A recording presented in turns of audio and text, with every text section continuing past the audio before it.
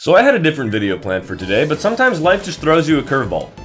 Like it threw Nintendo. If you don't know what's going on, Game Freak, which is the company that's in charge of Pokemon, just had a massive data breach that revealed a lot of information about upcoming games and a lot of secure employee details, which obviously sucks. But man, the star of the show is the lore leaks. You'll see exactly what I mean in just a sec, but today I've decided to literally just read the leaks with you guys. I purposely didn't read all of them because I wanted to add my own commentary and ask questions as I see fit. I also just want to mention that this obviously never would have made it into the final game. I just think that it's funny that these were ideas or potentials or conceptions that some people at Game Freaky decided to come up with. So without further ado, here is Pokemon without the family-friendly editors. This is my first time reading a lot of these, so I'm pretty excited. The first title is Theme, Original Sin based on the current Pokemon world. So it sounds like a Bible reference, some mythology. That sounds pretty promising. Religion can be pretty freaky. It says, in the distant past, when the boundary between Pokemon and humans was still blurred, there was a woman and her companions. Every day they were bored, so they would often catch Slakoth living in the nearby forest. Honestly, it doesn't sound that bad so far. They played cruel games with the captured Slakoth, sometimes killing them for fun, gouging out their eyes, or cutting off their ears. But why? Like, who writes these? There's a lot of Pokemon R34, not that I would know anything about that. But Game Freak employees, why were these documents? One day, the woman was walking alone in the forest, oh boy, and saw a Slakoth hanging from a tree. She climbed the tree to catch it, but slipped and injured herself. At that moment, a Vigoroth appeared. This Vigoroth had a torn ear. The woman, startled, tried to flee, but her injured leg hurt too much and she couldn't move. This sounds fucking atrocious. The Vigoroth with the torn ear suddenly attacked her when it saw her. The woman lost consciousness. I just want to say, if this is going where I think this is going, I could not think of a better Pokemon than Vigoroth to be the offender.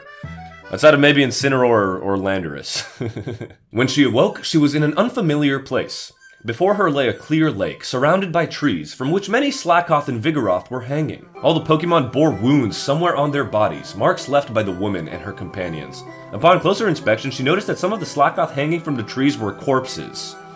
How that works, I'm not entirely sure. They were the very Slakoth that the woman and her friends had killed and discarded.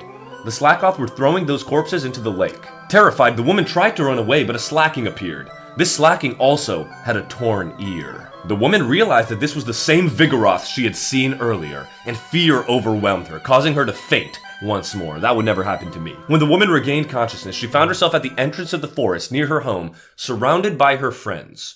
They carried her back to her house. Ladies and gentlemen, prepare yourselves. This is where we get to Game Freaky. Sometime later, the woman gave birth to a child. But it wasn't a human child. It was a Slakoth. She intended to abandon it, but couldn't bring herself to do so.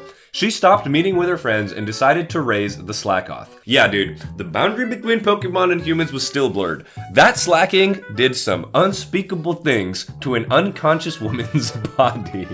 That's not funny. Maybe the fact that the employee details were leaked was a good thing, so we know never to give these people jobs in schools. One day, her friends, concerned about her, visited the area near her home. They found the Slakoth sleeping there, the child of the woman. And as we know, they fucking hate Slakoths. As they always did, those silly guys. They caught the Slakoth, stabbed it in the chest, and killed it. And probably relished that moment and licked the blood off the floor or whatever else psychopaths do. They took its corpse and headed to the woman's house. When she saw the slain Slakoth, the woman was overwhelmed with sorrow.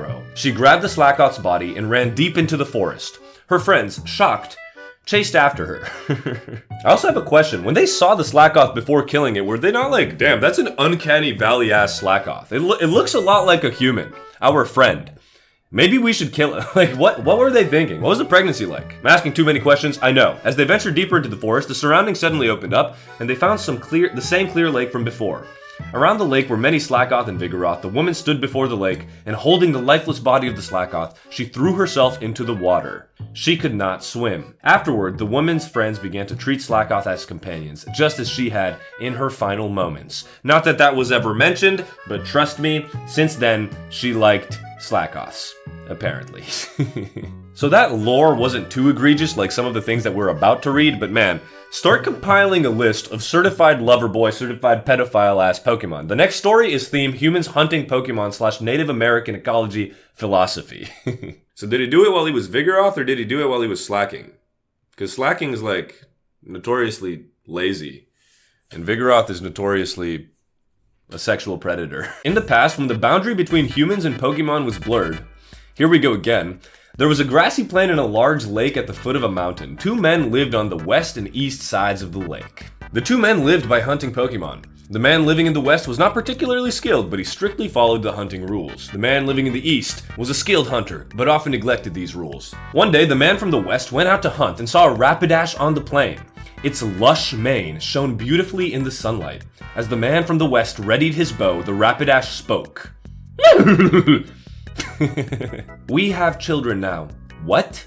Who? If I die, there will be none of us left in this plain. The man from the west lowered his bow and said, Then I will not kill you. However, I desire your beautiful mane, so I ask you to become my wife.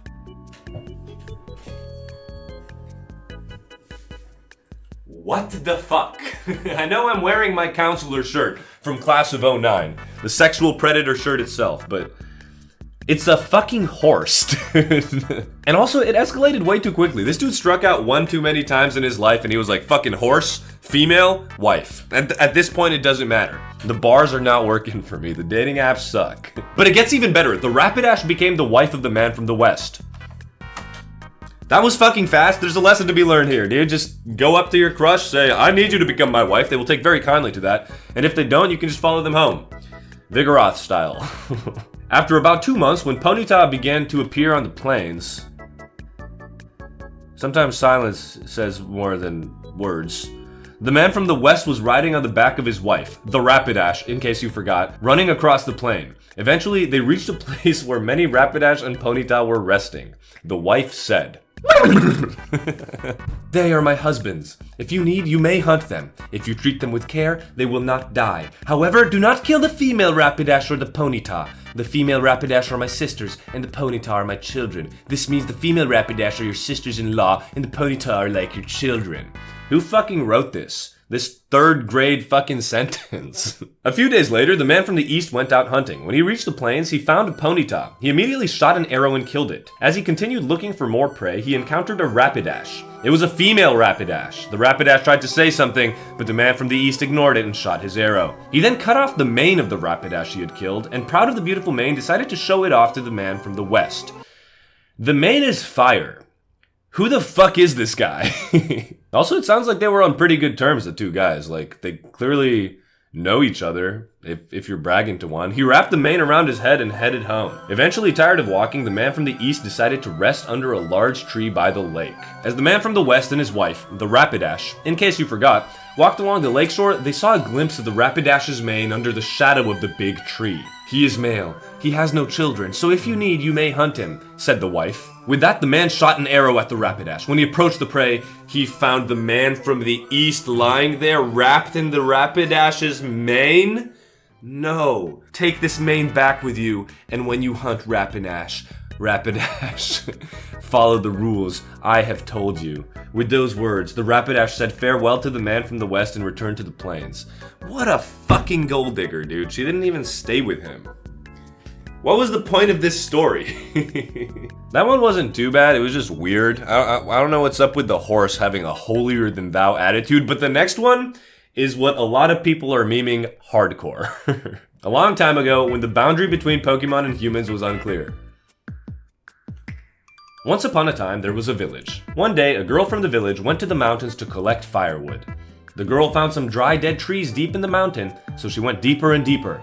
When she woke up, the sun was setting and the girl had lost her way. There was takufu droppings all over the place, which made the girl feel uneasy. There was a man seen washing up on the other side of the forest. The man's face was unlike any other man in the village, but he was very handsome, the man said. The man said, Vigoroth! Probably. You must be lost. I know the way down the mountain, but it will be midnight if you follow my footsteps. I'll bring you back tomorrow morning, so why don't you stay and rest at my place tonight, wink wink nudge nudge. The girl had no choice but to do as the man said. The man took the girl's hand and started walking. As the sun was setting, we came to a large cave. This is my house. You must be hungry. Wait for me. Typical frat bro speak, typical frat bro actions. Saying this, the man went out of the cave. A short time after the man left, a red light appeared in the distance on the mountain and the sound of trees swaying could be heard. Soon the man returned with a large load of red nuts. Oh man, they're baiting us hardcore. They're yanking our chain a little bit here. After I eat this, I'm going to sleep. Even if you wake up before me, don't look at me. When the girl woke up the next morning, the man was still asleep. Typical, that's how it goes for me. The girl kept her promise and the man continued to wait, but eventually fell asleep again. The girl said that she wanted to go home quickly because her family was worried about her. I also thought she was asleep, but I guess not. The man yawned loudly and smacked the girl on the head. The girl then completely forgot about her family and her home. Then they both ate the green fruit and fell asleep. Dude, honestly, it does sound like mythology. Like mythology, all these old tales are so fucking whack when you think about it, but people back then were like, yes, I think so. The next day, the two of them woke up as the sun was setting. The man went to gather nuts, and the two of them ate them and went back to sleep. As life continued like this, apparently they're just never gonna make it down the fucking mountain. Rip girl. The girl eventually realized that the man was Bakufun. Now, I googled this. Bakufun is Typhlosion. Rip to all of you Typhlosion fans. As winter approached, Bakufun dug deep into the cave and said to the girl, "Go and gather some firewood. Break off the top of the branches of the tallest trees you can find." The girl tried to do as Bakufun said, because she was fucking scared, but she was afraid of the tall trees, so she could only climb up the low ones. After collecting some branches and returning home, Bakun said, "No, we have to be on a higher branch or else the humans will see us." As the snow began to fall, this is all over the place. What is going on? How long has she been there? The two of them slept in the depths of the deepening hole. There was plenty of food. I woke up every now and again to eat and then to sleep again. What the fuck, Game Freak employee? Is there something that you were trying to tell us through this story? One day, the girl woke up to find a child in her arms. But why?